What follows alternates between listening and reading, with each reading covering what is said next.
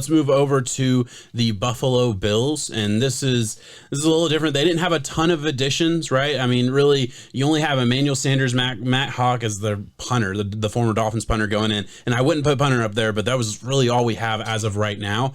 They move on from a John Brown, which we called, by the way, just saying. Yes. And they re-signed some of their talent. They re-signed a Daryl Williams, which I think he could have gotten some money on the open market. I like Daryl Williams. He's a good tackle. Matt Milano they got to deal with. Andre Smith they got to deal with. They still need help at all the places they still need help at. And I want to go here with this. They need D-line help and they need wide receiver help bad.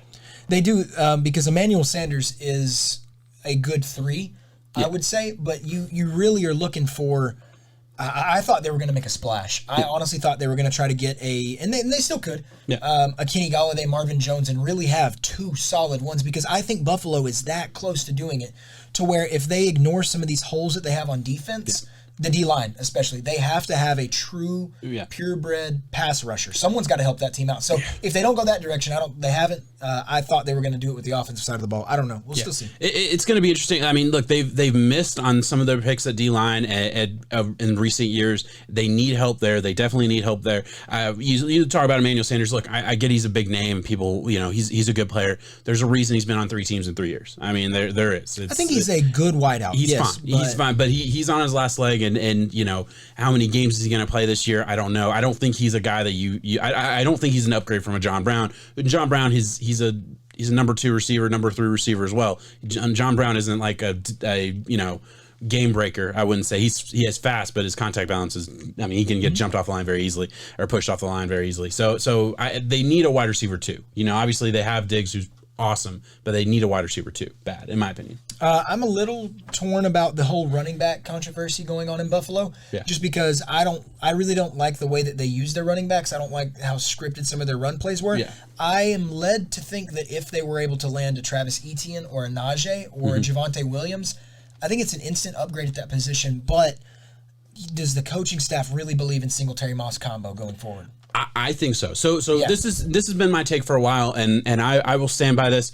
I don't think the Bills are ever going to be like a fantasy darling for running backs, right? So like the fantasy crowd out there is not going to like this running back room, and that's just going to be what it is. Yeah, for good reason. I mean, they're going to be used interchangeably a little bit. They're going to have that Patriots mindset of, they don't care about the stats at the end of the day. They just care about positive yards. And the other part of it is I do think their run game scheme, as you mentioned, I'll go a step farther and say I think it's bland. I think they need to add a lot more to it.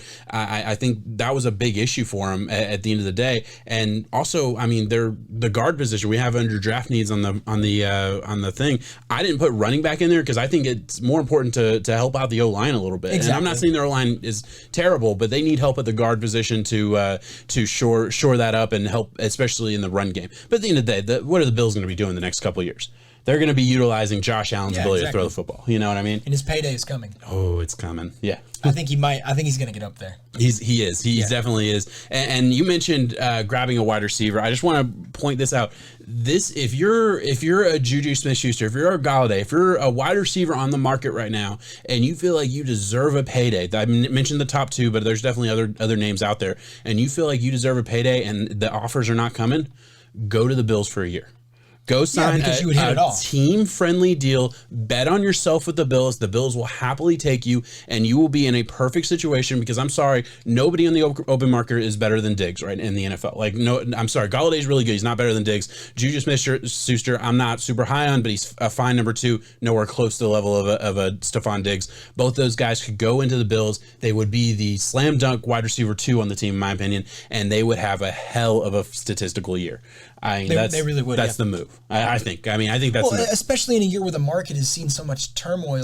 Going down. Like you said, take your money where you can. Get for one of those Galladay, Juju, Marvin Jones-ish kind of guys, low tier ones. Take a $12 million deal. I know you're looking to really hit it off with Marvin Jones. He went to the Jacks, but I got you. The tier 1 guy. Instead of getting that $15, $16, $17 million, you might have to take a 10, 11, 12. Yeah. We'll see. Hey, and that's okay. Especially like the cap is going to jump up next year. I bet it will. I bet you the cap jumps $20 million next year. It would not surprise me a bit if that's what happens. And it's going to be perfect for a team like the Bills that's going to have to pay Josh Allen. They can give Josh Allen just a huge payday and structure it out in a way where, like, I don't know. We'll see what happens. That's getting too far in the future.